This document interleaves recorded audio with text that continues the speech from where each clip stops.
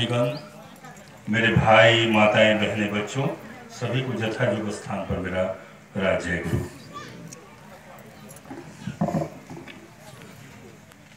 हमारा अहोभाग्य कि आपके बीच में आने का ये दूसरी बार सौभाग्य मिला।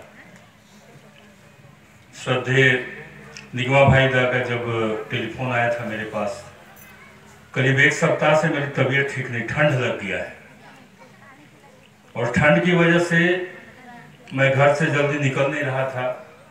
गले में भी प्रॉब्लम, खांसी भी बहुत जोर। उन्होंने कहा कि भिखारी भाई सादर आमंत्रित किए हैं, आपको आना होगा। पत्नी कह रही कि आपकी तबीयत ठीक नहीं है, खांसी रुक नहीं रहा है और धर्म सभा की बात है, कैसे ठाकुर जी की बात को भूलिएगा। मैं मन ही मन ठाकुर से प्रार्थना कर रहा हूं कि हे दयाल, कोई जब मन से दिल से आमंत्रित करता है, उनकी बात कहने के लिए अनुभूति पर और वहां पर प्रेम छुपा हुआ है, तो परमपिता मेरी लाज रखना, थोड़ा सा स्वस्थ कर देना कि मैं जा सकूं। रात में इतनी जोर गले में दर्द, सुबह मैं सोच रहा हूं कि आज होगा क्या, लेकिन जैसे जैसे समय नजदीक आते चला गया, हमारा थ्रोट का पेन भी कम होते चला गया और अभी मैं सकुशल हूं। यह है उनकी कृपा और दया। भिखारी दा की जब बात आ रही थी तो बाबूजी का बात याद आया, श्रद्धेय सूरज दा का। वो कहीं भी पत्र लिखते थे तो लिखते थे, कुशल का भिखारी कुशल चाहता। तो ये भिखारी दा नाम सही ठाकुर जी ने रखा है, भिखारी यानी प्रेम के भिखारी। ये भिक्षा करते हैं प्रेम के लिए, मनुष्य का भिक्षा करते हैं, परमपिता के शरण में लोग को लेकर के आते हैं और यही प्रेम के उस डायनेमिक चुंबक की तरह हम लोग खींचे चले आते हैं। ठाकुर तो यही चाहते हैं कि प्रत्येक व्यक्ति ऐसा हो जिसे देख करके तुम्हारा ठकुरत्व जग जाए। इसलिए धन संपत्ति जहां होता है वहां पर अहंकार जन्म लेता है और जहां पर प्रेम होता है वहां पर सरलता साधुता वास करती है। ठाकुर जी बोलते हैं, धनी कहेंगे किसको, जीवन वर्धन अंतर्यामी लोक स्वार्थ हो उसको। अब मूर्ख कहेंगे किसको, बूझे समझे अल्प ठेंगा, बूझे समझे अल्प किंतु गर्भ में फटे उसको कि हमारे ठीक एक बड़ो क्यों। ठाकुर बोलते हैं साला मूर्खो तुझे। तो अब हमको होना कैसा है, हमको ठाकुर जी के अनुसार होना है। सब कुछ रहते हुए, सही में हमारे पूर्ववर्ती वक्ता दादा ने कहा कि ठाकुर जी अरबपति खरबपति बनाने आपको नहीं आए, आपका जो मेरा जन्म है वही सबसे श्रेष्ठ है विश्व में। ठाकुर बोलते हैं कि बुधराम दा के जैसा मैं सृष्टि में किसी को बुधराम दा नहीं बनाया, यानी कि पूरे विश्व में जितनी भी माने जन्म है उनमें इनका सबसे श्रेष्ठ जन्म है। निगमा भाई के जैसा भी सृष्टि में किसी को नहीं बनाया। यानी कि सोच लीजिए कि हमारे और आपके जीवन की अहमियत कितनी है। हम लोग आए हैं इस संसार में किस लिए, उद्देश्य एकमात्र है ईश्वर प्राप्ति। परमपिता के पथ पर चल करके हम तो सुंदर होंगे, साथ साथ हम अपने परिवार और परिवेश को भी सुंदर बनाएंगे। दादा माँ, धन संपत्ति सब कोई कमा लेता है, जीवन एक जानवर भी जीता है। सदैव गोलक भाई ने कहा कि जीवन तो एक जानवर भी जीता है, तो उससे और हम में अंतर फर्क क्या होना चाहिए। मेरे जीवन में अगर ऐसा आदर्श हो जाता है तो मैं जीवन में उस डायरेक्टर के डायरेक्शन में अपने जीवन को परिचालित करता हूं। यानी मैं किसी का पिता भी हूं तो मैं किसी का बेटा भी हूं, मैं भाई भी हूं। विभिन्न मोड रोल में, जैसे आप मां हैं, आप बेटी भी हैं, बहू भी हैं, बहुत रोल में आप भी हैं। तो प्रत्येक रोल की अदायगी मेरी कैसी हो कि जीवन मेरा सुंदर हो, वो परिवार को मैं सुंदर कर सकूं और परिवेश भी उससे लाभान्वित हो, तब ना जीना है। इसी के लिए एक लिविंग आइडियल की आवश्यकता है, जीवंत आदर्श की आवश्यकता है। अगर हमारे जीवन में ऐसे आदर्श परम पिता पुरुषोत्तम श्री ठाकुर अनुकूल चंद्र जी के जैसा महामानव नहीं होंगे, हम जीवन को समझ नहीं पाएंगे। रावण भी तो बहुत विद्वान था, प्रखंड पंडित था, विश्व विजेता था, लेकिन क्या हुआ, अहंकार बस सारा ज्ञान अर्जन करने के बाद भी शेष कर डाला। तो हमें रावण नहीं बनना है, हमें अहंकार नहीं लेना है कि मैं ठाकुर जी का बहुत बड़ा भक्त हूं। ये तो बड़ी कृपा उनकी है कि हम जैसे एक तुच्छ नीचे स्तर के व्यक्ति को भी इस स्थान पर लाकर के खड़ा कर दिया। मैं अपने को जीरो समझता हूं, क्योंकि मैं जिस पिता का संतान रहा, उस पिता ने हमेशा इच्छा व्यक्त किया कि मेरा बेटा ठाकुर जी का ही काम करे। पिता का मैं एकमात्र संतान हूं। मां की चाहिए थी कि बेटा बहुत अच्छा नौकरी करे, बाप की इच्छा कि बेटा धर्म पथ पर चले। अब बताइए, घर में ही दो इच्छा, लेकिन जिसकी साधना जैसी उसकी प्राप्ति वैसी। तो पिता की साधना प्रबल थी, वो जैसा चाहते थे बेटा को नौकरी से रिजाइन करवा करके भी लेके चले गए। गृह युद्ध घर में छिड़ गया, पत्नी बात नहीं करती थी, मां बात नहीं करती थी, लेकिन पिता सहारा दिए, बोले चिंता करो भी ना, ठाकुर जी का काम करने का तुमको मौका मिला। जब मैं रिजिग्नेशन किया था टाटा कंपनी से, मैं जब रिजाइन किया था, सब इंस्पेक्टर का नौकरी था खुफिया विभाग में, जब मैं रिजाइन करके घर आया तो मेरे से कोई बात नहीं करता था, लेकिन पिता ने सहारा दिया, ठाकुर जी के काम के प्रति प्रेरित किया। उस वक्त श्री मंदिर सत्संग विहार टाटा नगर का निर्माण हो रहा था, 92 की बात है। मैं पापा का संग करके उनको सहायता प्रदान करता था मंदिर के कामों में, तो पिता बहुत खुश हुए। तो बताइए कि जिस पिता की वो इच्छा हो जाए तो संतान संतति उस पथ पर चल करके अपने पिता को जीवंत रखते हैं। ये मैं एग्जाम्पल इसलिए दिया कि श्री ठाकुर अनुकूल चंद्र जी को अगर जीवन में कोई समझा तो हमारे श्री बोरदा जी, जिनको हम लोग पितृदेव के नाम से जानते थे, वो ठाकुर को एकांत हनुमान के जैसा समझे।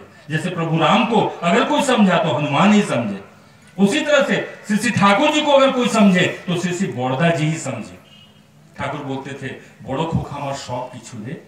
अब बोरदा जी को हम लोगों ने देखा है बचपन से, एकदम साइलेंट, मुंह पर कभी मैं हंसी नहीं देखता था एकदम। आप तो उड़ीसा वासी हैं, प्रेमी पुरुष मां सब हैं उड़ीसा से, तो श्री बोरदा जी का एकांत प्रेम था, उड़ीसा को बहुत पसंद करते थे और उनका महाप्रयाण भी उड़ीसा में ही हुआ। उस वक्त सोच लीजिए कि क्या अवस्था है उनकी, चाहिदा इच्छा उड़ीसा में ही पूर्ण हुई।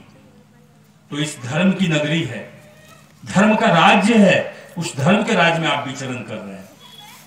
तो दीक्षा की जो बात बता रहे थे सरदेव बुधराम दा, दीक्षा के लिए किसी को कहना होगा दादा मां कि हम ठाकुर जी को लेके चल रहे हैं, कहना नहीं होगा, आपकी सानिध्यता का वो लाभ ले पाएगा। तो इस कैसे होगा, हमें नाम ध्यानी होना होगा, हमें नियमित इष्टपरायण होकर के सुबह शाम प्रार्थना सहित जाजन मुखर होकर के, यजन मुखर होकर के जाजन में निकलना होगा। आप जिस रास्ते से चले जाओगे लोग आपकी तरफ अट्रैक्ट होगा, पूछेगा कि दादा आप कहां से बिलोंग करते हैं, आपके जीवन में कोई है क्या, यही जाजन है। आपको कहना नहीं होगा कि तुम्हें दिखा ना हो, मैं तो छोड़ दिया बोलना। मैं अपने दोस्त बंधु बांधव को भी कभी कहता नहीं कि तुम दीक्षा लो, वो अपने फोन करके एक दिन कहता है गंगा भाई हमरो दीक्षा दे दो ना, ऐसे ऐसे लोग हैं, अब हमको भी दीक्षा दे दीजिए। क्योंकि उसने जीवन में देखा है कि मैं कहां से कहां आया और कैसा मेरा लाइफ स्टाइल है। क्योंकि एक सत्संगी पूर्ण रूपेण सरेंडर होकर के लोगों का कल्याण चाहता है। दादा ने कहा अन्य बचाए नीचे थाके तो धर्मो बोले जानिस ताके। हम लोग दूसरे के लिए ज्यादा चिंतित होते हैं, क्योंकि हम जो महाप्रसाद पाए हैं, हम जो आनंद से विभोर हैं, वो आनंद जब तक हम विस्तार नहीं करेंगे हमें शांति नहीं मिलता। कौन चाहता है आज के इस विश्व में, कौन चाहता है दूसरे का मंगल? सब तो लेग पुलिंग में लगे रहते हैं, लेकिन हम सत्संगी दूसरे का उत्थान चाहते हैं। यही तो फर्क है, यही तो समझने की बात है। आज देखिए पूरे इष्ट परिवार विभिन्न प्रदेशों में, हमारे श्री श्री पूज्यपाद आचार्य देव देखिए आज आसाम में, देखिए करीमगंज का मंदिर उद्बोधन हुआ, क्या भीड़ है, क्या लोगों का प्रेम है, समागमन है। परम पूज्य बिंकी बाबू रांची कल ही आए। इष्ट परिवार पूरे विचरण कर रहे हैं सृष्टि में, किस लिए? कोई चीज का तो कमी नहीं है, विश्व ब्रह्मांड के मालिक के संतान है। लेकिन जब तक मनुष्य को उस महासागर में गोता न खिला दे तब तक उस परिवार को शांति नहीं है, क्योंकि वो कल्याण का पथ जानते हैं और ये कल्याण का एकमात्र पथ है इष्ट के पथ पर चलना। कोरोना काल में हम लोगों की परीक्षा दादा मां हो गई। कोरोना काल में ठाकुर को कस के पकड़े कि हम लोग भी बच गए। नहीं तो हम लोग भी मौत के समागमन में चले जाते। हमने बहुत लोगों को खोया। आज अवस्था ये हुई, कोरोना प्रथम दौर भी अटैक किया दादा माँ, लेकिन मैं बच गया। बस खाली पलथी मार के बैठ नहीं पा रहा हूँ, चेयर पकड़ लिया, लेकिन बच गया। बिस्तर पर पड़े पड़े 6 महीना गुजारा था। ये अवस्था थी, डॉक्टर बोल दिया डेड, अब और मैं बचा नहीं पाऊंगा, तुम्हारा पूरा चोक हो गया है, सांस तुम आज ले नहीं पा रहे हो। अब मेरा सारा इलाज फेल कर गया। उसने हाथ जोड़ लिया। आचार्य देव शिष्य दादा शिवानंदा से खबर भेजवाते हैं, सुन बोलबी ओके हॉस्पिटलाइज हो ना, बाड़ीते थाकबे और खूब नाम कोड़बे। और वही आशीर्वाद और नाम की गति बढ़ा दिया, आज स्वस्थ हो गया।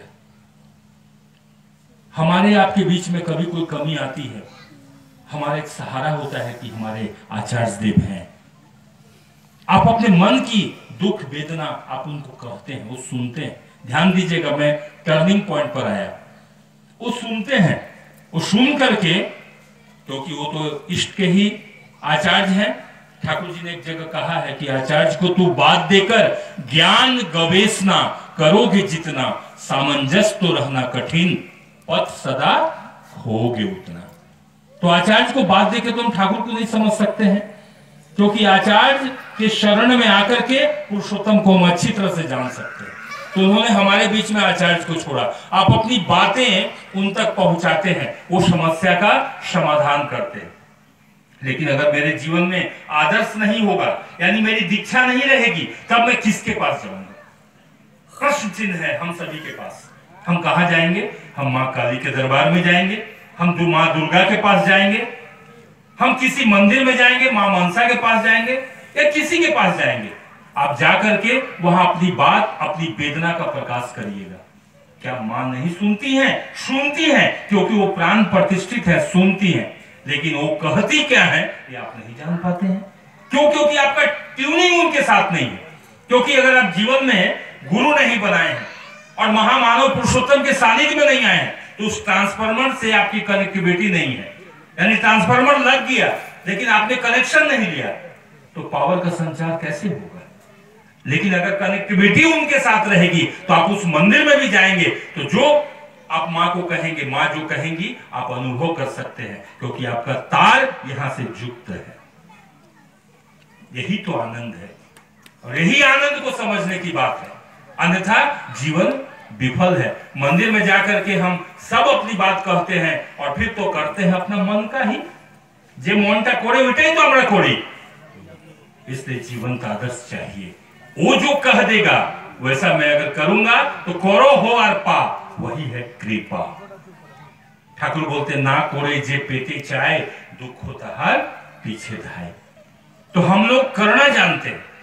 अगर उत्सव की बात आती है, दीक्षा की बात आती है, तो हम लोग करना जानते हैं और करने पर विश्वास करते हैं। सोचिए, मैं बिहार का, आप उड़ीसा के, कोई बंगाल का, कोई कहां कहां के प्रदेश के लोग हैं, लेकिन कितना प्यार है। एक फोन कर देने से आप रास्ता में खड़े इंतजार करते हैं कि आज इस रास्ते से दादा जाएंगे, मैं उनका कुछ जलपान की व्यवस्था कर दूंगा। और अपना सहोदर भाई को, अगर वो रहता है उड़ीसा के बड़गढ़ में और आप सोचिए कोरापुट जा रहे हैं, कोरापुट आप जा रहे हैं, चरायगढ़ जा रहे हैं और बड़गढ़ से गुजरना है, अपना सहोदर भाई को कहिएगा, ये भाई तने टिफिन बना के रखना ना, उसी रास्ते से जाऊंगा। बोले भैया हम तो ड्यूटी में रहेंगे, वो नहीं आने वाला है। लेकिन अगर हम अपने गुरु भाई को कह देंगे कि दादा मैं बरगढ़ से गुजर रहा हूं, कोरापुट जा रहा हूं, वो दादा टिफिन बना करके सड़क पर खड़ा मिलेगा। यही तो 7 जन्मों का रिश्ता है, जो कि अपना सहोदर भाई में भी नहीं मिलता है। अब जब नहीं समझेंगे तो कब समझिएगा? अपना भाई अपने बाप माँ की संपत्ति में बंटवारा के लिए उत्साहित रहता है, कहता है कि ये भैया बाप माँ का रहते रहते बांट लो, नहीं तो बूढ़ा बूढ़ी मरा तो सब गंडगोल हो जाएगा। लेकिन क्या सत्संगी कभी बोलता है कि निगमा भाई हम लोग अपना संपत्ति बांटते जा रहे, मेरा तो संपत्ति प्रभु है, उन्हीं को तो लेकर के हैं, मेरा तो सब कुछ संपत्ति है। निगमा अपने मतलब यानी इष्ट स्वार्थ अपने सामर्थ्य अनुसार, मैं अपने सामर्थ्य अनुसार, गोलकदा अपने सामर्थ्य अनुसार, सब हम लोग लगे हैं उनकी प्रतिष्ठा के लिए। अपने जीवन में वो तो स्वयं प्रतिष्ठित है, लेकिन अपने जीवन में प्रतिष्ठा के लिए हम सभी लगे हुए हैं। यही समझने की बात है। और जो समझा वो भव सागर पार कर गया, जो नहीं समझा इसी भव सागर में गोते खा रहा है, और समय आएगा कालने में उसको लेकर के चल जाएगा। इसलिए कहा जाता है इष्ट पुरुषोत्तम अगर आदर्श को नहीं पकड़िएगा, जीवन को नहीं समझ पाइएगा। जीवन समझना बहुत बड़ी बात है। अभी डीपी वर्क की बात है, दीक्षा पत्र की बात चल रही है। आप लोग ठाकुर जी की बात किसी को कहते हैं, लोग सुनते हैं, ऋतिक देवतागण आते हैं, दीक्षा दे देते हैं। दादा उस समय नया वृक्ष मां लगता है, उस वृक्ष में जल भी देना है, खाद भी देखना है, छागल गोरू से बचाना भी है। डीपी वर्क जस्ट लाइक वही है। हम लोगों ने इतनी दीक्षाएं प्रभु ने हम लोगों के माध्यम से करवाई। वो मेरा पौधा जीवंत है कि नहीं, मेरा पौधा बड़ा हुआ कि नहीं, उस पौधे के साए में लोग रह रहे हैं कि नहीं, जस्ट लाइक यही है डीपी वर्क। कोई व्यक्ति अछूत तो नहीं रह गया, कोई व्यक्ति श्री ठाकुर जी की भावना से दूर तो नहीं रह गया। यही तो देखने की बात है। यानी एक दूसरे का कम्युनिकेशन जो गैप हो गया है उसी को नजदीक कर लेना है। आप जिस स्तर से हैं, जहां भी हैं, कोशिश करिए इसमें लगने का, वही बचने बढ़ने का रास्ता हो जाएगा। समय दिखा दिया इस कोरोना काल ने कि भाई भाई को नहीं पहचान रहा है, पिता पुत्र को नहीं पहचान रहा है। मैं तो जमशेदपुर में ऐसे समय में लाश जलते देख रहा था कि बाप को बेटे से दूर कर दिया गया। अब उसमें इतनी लाशें जल रही है, अब किसका अस्थि कलश उसको पकड़ाया जा रहा है उसको खुद ही नहीं पता है। ठाकुर जी बोले थे एक समय ऐसा आएगा कि मनुष्य लाशों के ढेर पर चढ़ करके गुरु भाई अपने घर से निकलेगा, और जब डॉक्टर के पास जाएगा कि घर में बीमार है मैं डॉक्टर दिखा दूं, तो लाश के ढेर पर चढ़ के जाना होगा। ये कोरोना उसी का ट्रेलर था। अभी भी संभल जाने की बात है। नियमतः इष्टवृत्ति परायण होकर के जिसका छूट गया है प्रायश्चित करिए, आ जाइए। ठाकुर जी श्राप नहीं देते हैं। हमको बंगाल से एक माँ बोलती है, दादा दीक्षा आमी नीलम আমি যে বাড়ির বউ হয়ে এসেছি, এখানে लोगों बेसी भय कि माछ मांसोटा छाड़ते हो, अधिक डर तो लोग को खाने का ही है। ठाकुर जी कभी बोले हैं कि तुम दीक्षा लोगे तो तुमको मांस मछली छोड़ देना है? ठाकुर जी बोलते हैं और माछ मांसो और खास नहीं है, पर उन्होंने प्रेम से कहा है कि मत खाओ, वो अच्छा नहीं है। लेकिन ये कहां कह दिए हैं कि तुम दीक्षा लोगे तो तुमको कल से छोड़ देना है? ये बाबा अगर ऐसे बोलिएगा तो कभी भी कोई बचेगा नहीं। कबीरदास जी बोले थे, तिल भर माछ खाकर कोटि गज दो दान। गज मने हाथी। तिल भर माछ खाकर कोटि गज दो दान, काशी करवट भी करो तब भी नरक निदान। সবাই কেঁদে কেঁদে ঠাকুর কাছে আসলো, বলো ঠাকুর আমরা সবাই নরক দিকে যাব নাকি? আমরা তো সব ভাবছি মানুষ। ठाकुर बोलছেন, खाने को खिचड़ी भली, जपने को सतनाम, भजने को सदगुरु चरण, पहुंचने को परम धाम। इसलिए मैं उस बहू को समझाया, सुन अगर वो खाते हैं सास ससुर, खिलाओ, तुम बढ़िया से बना के खिलाओ, रुमाल बांध लो मुंह में, स्मेल मत सुनना, लेकिन प्रेम से खिलाओ। एक खिलाते समय नाम करते रहना, खिलाते समय नाम करते रहना। वही नाम करते करते एक दिन ऐसा होगा कि तुम्हारे दुल्हवा तुमको बोलेंगे, स्वामी बोलेंगे कि यार खाबो ना, छाड़ ईश्वर, तू जे रान्ना करबी ওইটাই আমি খাবো। यही तो होता है। क्या दादा भूल बोल रहा हूँ? श्री बड़दा जी की जब सुपुत्री का विवाह जयपुर हुआ था, क्या अवस्था थी दादा? छुपा हुआ तो नहीं है। हाँ, स्वामी बोलता है कि तुम मांस सिद्ध करके नहीं खिलाओगी तो हम तुमको बहन नहीं करेंगे। श्री बड़दा जी ठाकुर जी के पास से बात ले गए। ठाकुर बोले भालो करे सिद्ध करे खाओगी। अब देखिए आज वो परिवार कितना सुंदर हो गया, सब कुछ छोड़ दिए। एक दिन पकड़ करके हाथ बोलते हैं सधर्मिणी जी का कि आर कर ना, आर हमार भालो लागे ना। वही नाम करते करते स्वादटाও गया। ऐसा ही होता है। जो खाता है खाने दीजिए, जो पीता है पीने दीजिए, लेकिन रोकिए मत। प्रभु का सतनाम उसके अंदर ढुका दीजिए। वो सतनाम जब ढुक जाएगा तो देखिए वो रास्ते पर चला है। अगर सतनाम नहीं ढुकाइएगा तो फिर जीवन में वापस नहीं आ सकता है। समय की सीमा है, अतिक्रमित नहीं करूंगा। एक